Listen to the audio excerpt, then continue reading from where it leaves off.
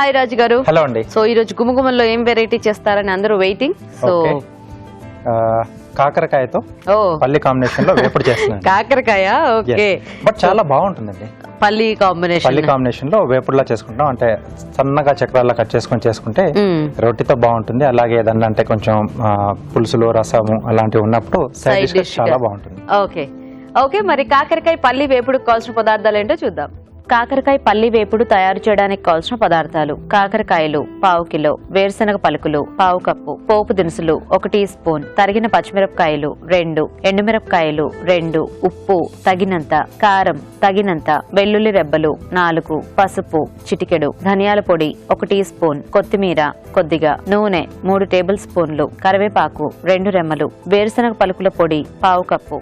కావాల్సిన పదార్థాలన్నీ చూసారు కదా రాజుగారు, మొదలు పెడదామా వేపుడు? ఓకేనండి.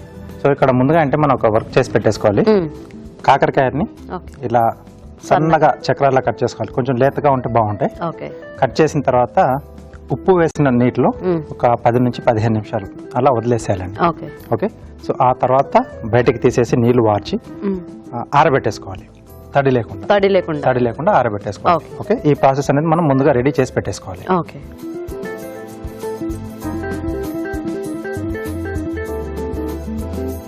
సో పల్లి అనుకున్నాం కదండి, కొద్దిగా పల్లీలు వేయించి పెట్టేసుకున్నాం.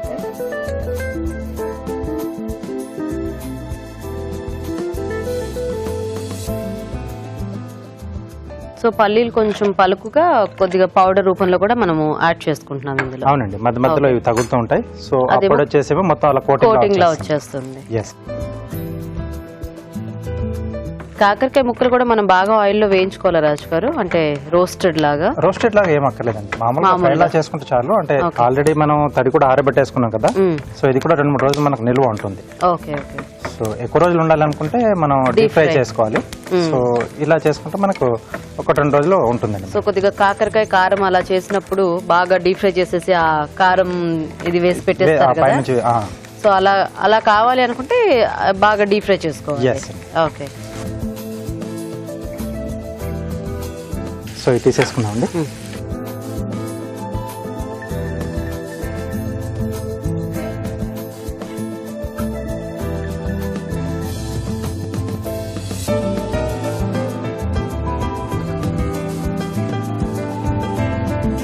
సో ఇప్పుడు దీంట్లోనే పోపు వేసేసుకున్నాం. ఎండుమిరపకాయలు,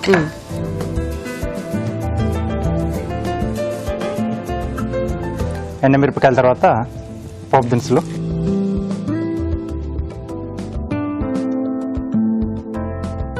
పచ్చిమిరపకాయలు,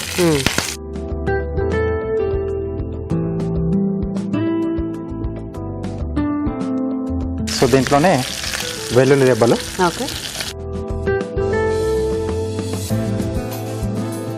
అలాగే కరివేపాకు. సో ఇది కొంచెం బాగా వేగిన తర్వాత కాకరకాయ ముక్కలండి.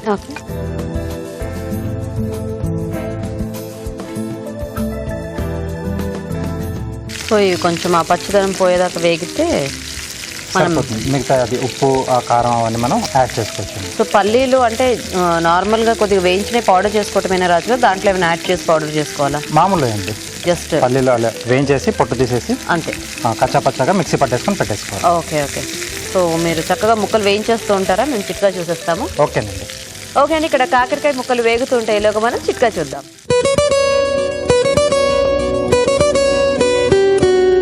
ఇప్పుడు మీకోసం మొదటి చిట్కా. ఆయిల్ నిల్వ ఉంచిన డబ్బా అంతా కూడా బాగా జిడ్డుగా ఉంటుంది. అలాగే మూత చుట్టుపక్కల అంతా కూడా జిడ్డుగా ఉంటుంది. ఇలాంటప్పుడు బంగాళాదుంపని కట్ చేసి దాంతో కనుక ఈ మూత మీద చుట్టుపక్కల రుద్దినట్లయితే శుభ్రంగా క్లీన్ అయిపోతుంది, జిడ్డుతనం అంతా కూడా పోతుంది. ఓకే అండి, మరి చిట్కా చూసేసారు కదా, కాకరకాయ ముక్కలు కూడా కాస్త వేగాయి. సో తర్వాత ఏం యాడ్ చేసుకుందాం రాజు గారు? ఇప్పుడు సీజనింగ్ చేసుకున్నాం అండి. సో ఉప్పు చూసి వేసుకోండి. ఆల్రెడీ మనం నీళ్ళల్లో కూడా వేసుకున్నాం కదా. అవును. కొద్దిగా ఉప్పు, ఓకే,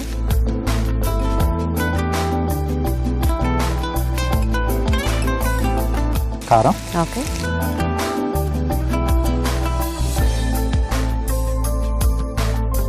ఎంటీఆర్ మసాలా వారి పసుపండి,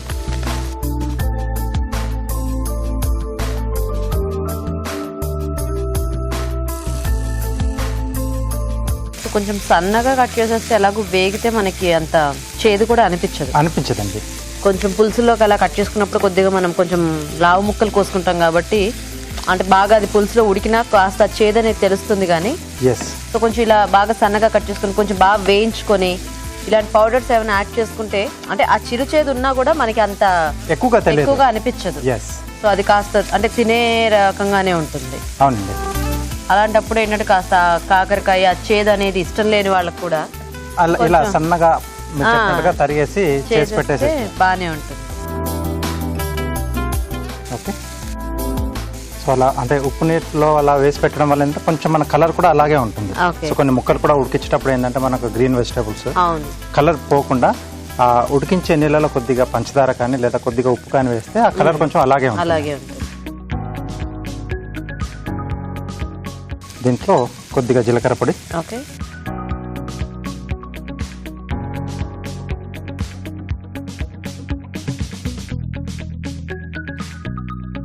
వేరుశనగ పలుకుల పొడి,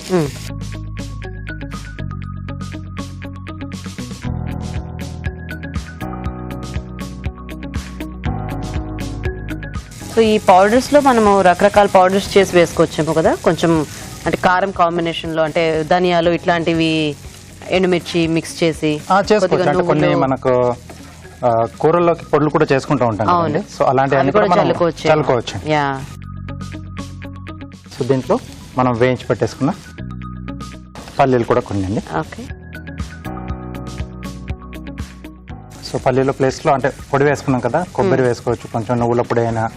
సో అలా సింగిల్ గా కూడా మార్చుకుంటూ చేయొచ్చు. మీరు చెప్పినట్టుగా కొన్ని ధనియాలు, జీలకర్ర, ఎండుమిరపకాయలు, కారపొడి కూడా అలా వేసుకున్నా బాగానే ఉంటుంది. ఓకే అండి. సో రెడీ అయిపోయింది.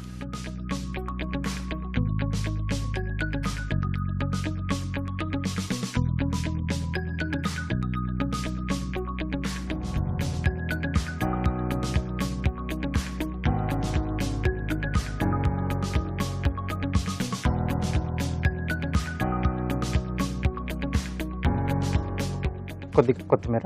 సో ఆ పుట్టకి వాడుకునే మాట ఉంటే మనం కొత్తిమీర యాడ్ చేసుకోవాలి. సో నిల్వ చేసుకునే కాడికి అక్కర్లేదండి. ఓకే అండి. మరి కాకరకాయ పల్లి వేపుడు రెడీ అయిపోయింది. టేస్ట్ చూసే ముందు తయారీ విధానం ఇంకోసారి చూద్దాం.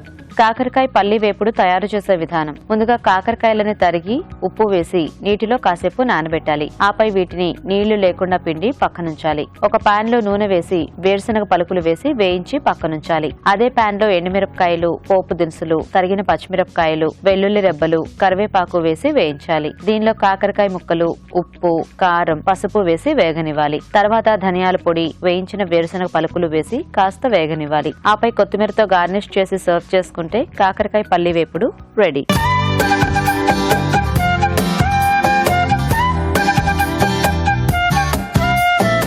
కాకరకాయ పల్లి వేపుడు తయారీ విధానం చూసారు కదా రాజు గారు, టేస్ట్ చేద్దామా? బోలని పల్లీలు బాగా కనిపిస్తుంది యాక్చువల్గా.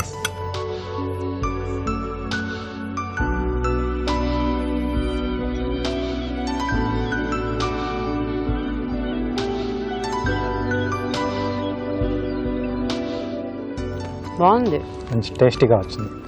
అంటే మనం ఎక్కువ డీప్ ఫ్రైలా చేసుకోకపోయినా బాగా సన్నగా కట్ చేసుకోవడం వలన ఆ చేదు అనేది అంత తెలియట్లేదండి. చివరాకన్నా కొంచెం లైట్ గా నేను తిన్నదానికైతే అది కూడా లేదు, ఎందుకంటే పైనుంచి పల్లి కూడా వేసాం కదా, అది బాగా కోటింగ్ లో వచ్చేసింది. మోస్ట్లీ ఆ సన్నగా కట్ చేసుకున్న అన్ని కూడా బాగా క్రంచీగా వేగిపోయాయి. అంటే ఆ మనం యాడ్ చేసుకున్న కొంచెం ఆయిల్ లోనే బాగా వేగాయి. ఇంకా డ్రై కూడా చేసాం కదా, సో ఆ తేమ కూడా లేకపోయేసరికి బాగా వేగాయి చక్కగా. అండ్ టేస్టీగా ఉంది. అంటే ఆ పల్లి పౌడర్ లో ఏమీ యాడ్ చేసుకోకపోయినా ఆ ఉట్టి పల్లి పౌడర్ బాగా తెలుస్తుంది. బాగుంది రాజు గారు, సింపుల్ గా చేసుకోవచ్చు. బట్ కాకరకాయ కూడా కొంచెం ఆ చేదు తగ్గించి ఇలా చేసుకుంటే మనకి హ్యాపీగా తీసుకోవచ్చు. సో చూసారు కదండి, చాలా సింపుల్ వేపుడు. మీరు కూడా ట్రై చేయండి. ఇప్పుడు ఒక చిట్కా చూద్దాం.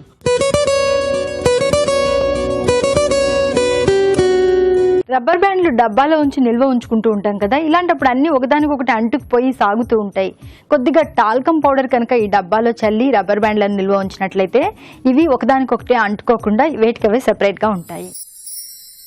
నెక్స్ట్ ఎపిసోడ్ లో రాబోయే వంటల్ని చూసి ట్రై చేయడానికి వాటికి కావాల్సిన పదార్థాలు ఏంటో ముందుగా చూసి నోట్ చేసుకోండి. గుమగుమల్లో వెజ్ చోలే ఫ్రైడ్ రైస్, బియ్యం, కాబూలి శనగలు, క్యారెట్, ఉల్లికాడలు ముఖ్యంగా కావాలి. మీ చేతి వంటలో స్ప్రౌట్స్ బటర్ మసాలా, స్ప్రౌట్స్, వెన్న, టొమాటో పేస్ట్, అల్లం వెల్లుల్లి పేస్ట్ ముఖ్యంగా కావాల్సినవి. మసాలా వడ పులుసు, శనగలు, అల్లం, టొమాటో, అలాగే డీప్ ఫ్రై కి సరిపడా నూనె కూడా కావాలి. జస్ట్ మినిట్ లో ఆలు ఓట్స్ వడ, బంగాళదుంపలు, ఓట్స్, శనగపప్పు, అలాగే డీప్ ఫ్రై కి సరిపడా నూనె కూడా కావాలి. మీ అభిరుచిని చూడండి, ఈ వంటకాలను మీరు ప్రయత్నించండి.